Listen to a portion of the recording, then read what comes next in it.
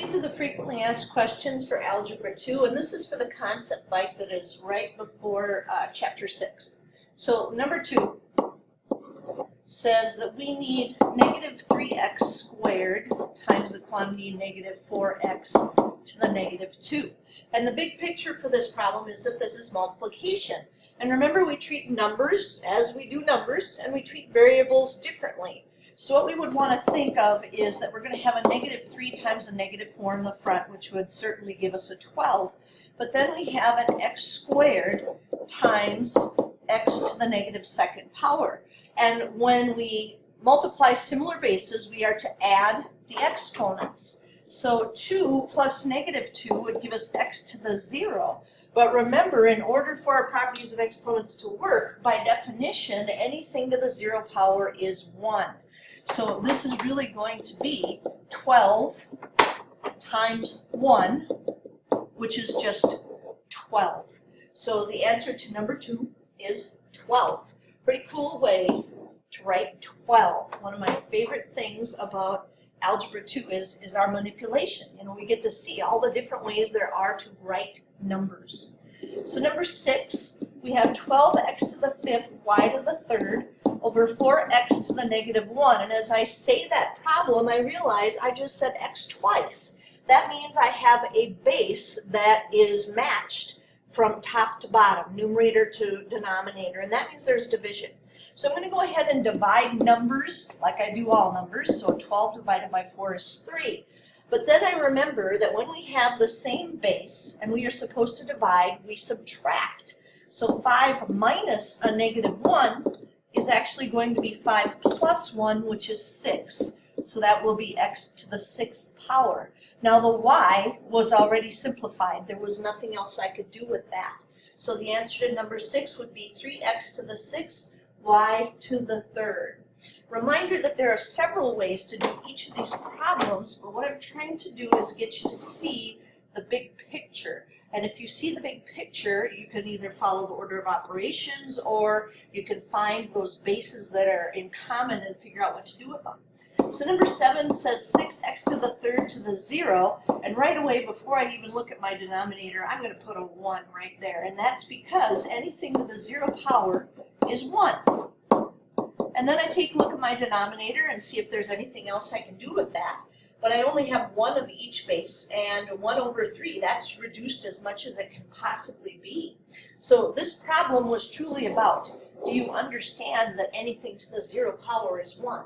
It really doesn't matter what is in those parentheses, as long as we have it raised to the 0 power, it's going to be 1. Now, number 8, I'm going to go ahead and scroll this up just a little bit so that I can fit all the rest of these on here. Number 8, in the parentheses, has 2x to the 4th over 3, which I recognize I can't simplify any of that, but then I'm going to raise that to the 3rd power. So I start thinking about what that does. Well, I know I can distribute that power of 3 to everything if inside the parentheses I strictly have multiplication or division, and that's what I have here.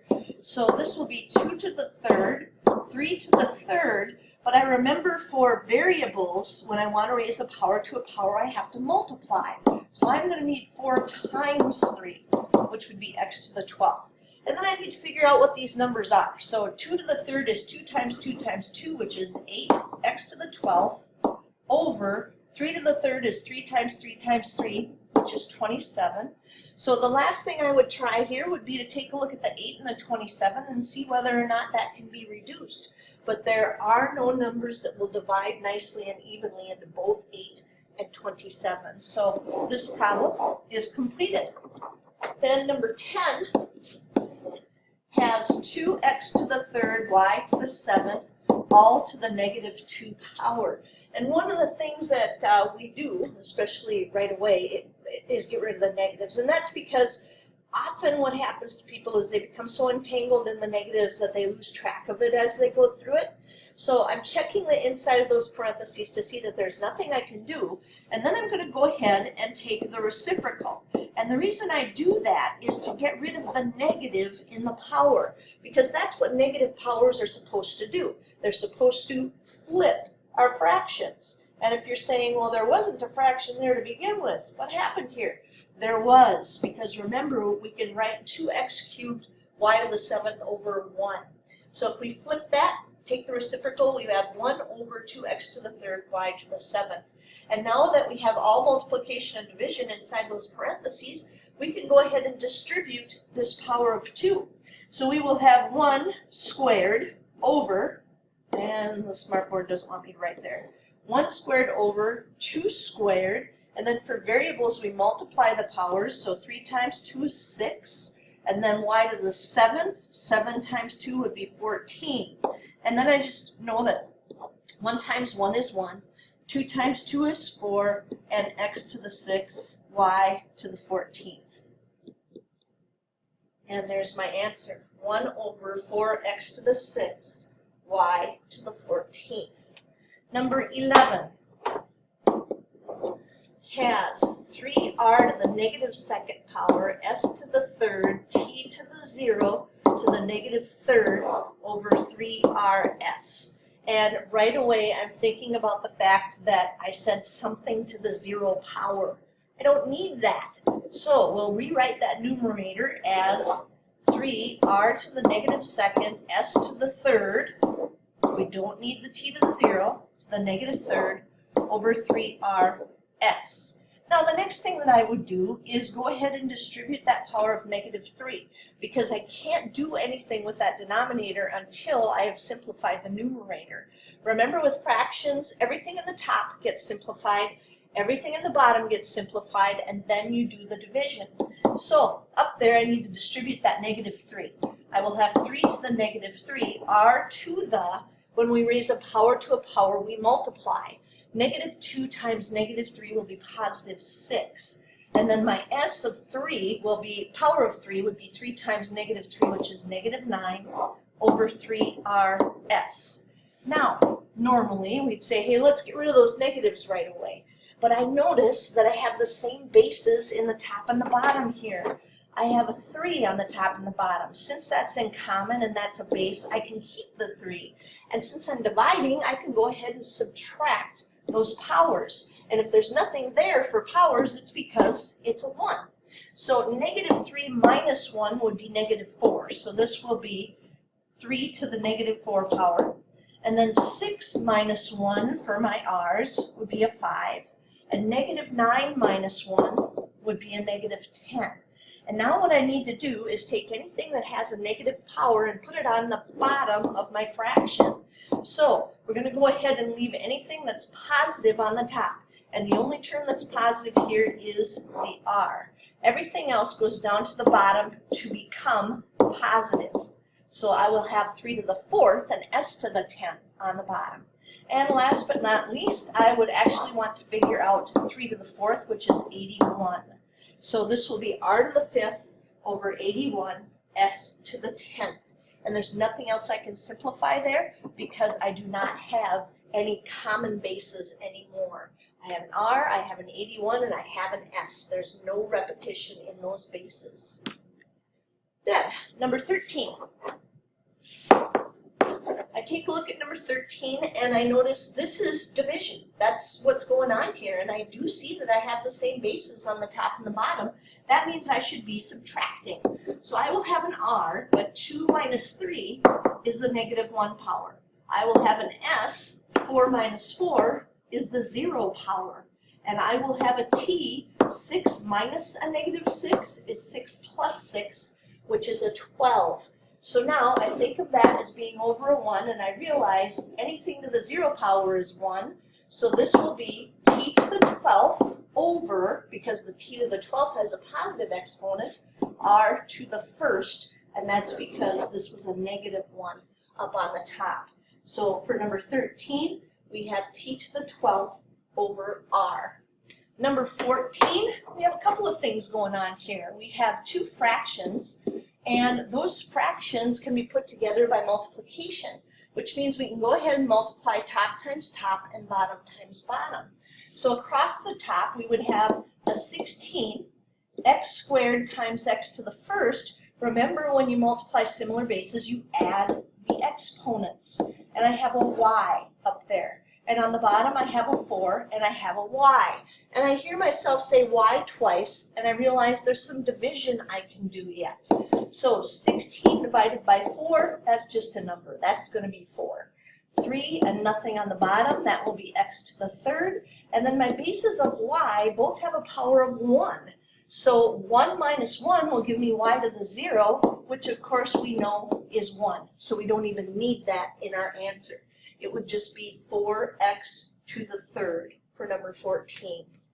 Number 16, a lot going on in this problem. So what I would probably advise with this one is to go ahead and follow the order of operations. Now take a look at what you have in the parentheses and see if there's anything that you could do to change that, to simplify it. And there's a negative there. And to get rid of negative powers, we take reciprocals. So what we're going to want to do is take this h and move it up here and make it positive, which would be h squared. So that will give us h squared to the negative 1 times h to the third. Well, what we can do now is we can distribute this negative 1, or we could write it as a fraction. I'm going to go ahead and distribute it because I see over here I have another base of h. So that will be h to the negative 2 times h to the third. And the reason that I went ahead and did it this way is because now when I have similar bases and I'm supposed to multiply, I add the exponents. And negative 2 plus 3 is 1. So the answer to this is just h. That's all it is. Again, it's manipulation. We're following the properties of exponents to get these to do what we want them to do. Then number 17, we've got, again, quite a complicated problem. So what we would want to do here is take a look at what would happen if we actually did the multiplication. So I'm going to slap a 1 under there. And what we see is that we would have a squared b to the negative third raised to the negative first power over a squared b to the negative third. Now there's a lot going on there, but if I really want to see what's happening, I have to do everything in the numerator, then everything in the denominator, and then go ahead and do the division. So for my numerator, I'm going to distribute that negative 1, and I'm going to make this a to the negative second b to the third. Now why I did that is because I was thinking ahead about the fact that this problem is truly about division. That's what it's about. And to divide similar bases, what we want to do is subtract the exponents. So if we have negative 2 minus 2, that's going to be a to the negative fourth. And if we have 3 minus a negative 3, that's going to be 3 plus 3, which is 6. And just like some of the other problems that we did, we have one that has a positive exponent that stays in the numerator, but we have one with a negative exponent that needs to go down to the denominator in order to make that positive. So we have b to the sixth over a to the fourth. Now, I'm going to do a little erasing here because 18 appears to be quite the problem. So we take a look at 18, and I see there's a boatload of negatives in it, and then there's another negative on the outside. What I'm going to do with this one, because there are so many negatives involved, is I'm going to go ahead and flip it right away to get rid of this negative on the outside. So anything that's in the bottom of the fraction, which would be r to the negative second, s to the 0, t to the first, is going to come to the top. And anything on the top is going to go to the bottom. And now all I have to worry about here is some division. And division, as we've talked about in the other problems, involves subtracting the exponents. So we have negative 2 minus a negative 1. Well, that'll be negative 2 plus 1, which gives us an r to the negative 1. S to the 0, well, that's 1, so I'm just going to put that s squared down there on the bottom again. I don't need to do anything else with that. 1 minus a negative 3 would be 1 plus 3, which is to the fourth power. And now I see I still have one negative exponent, so I'm going to go ahead and bring that down to the bottom. The t to the fourth will stay exactly where it is, but I'm going to bring that r down to the bottom so that that 1 can become positive. And finally, I don't really need the 1, where it's assumed to be a 1 if it's not there. You know, that's our assumed power. So in number 18, our answer would be t to the fourth over rs squared. Then, number 19. Number 19 says your friend tells you that k squared to the negative fifth power should should equal negative k to the 10th. Did she apply the properties of exponents correctly? Explain why or why not. No, she didn't. No, we don't have any properties of exponents that tell us that if you have a negative power, you're going to use that to make the numerical value negative. No, it's all about the powers. No, k squared to the negative 5th is k to the negative 10th, which is 1 over k to the 10th. She did not follow the properties of exponents.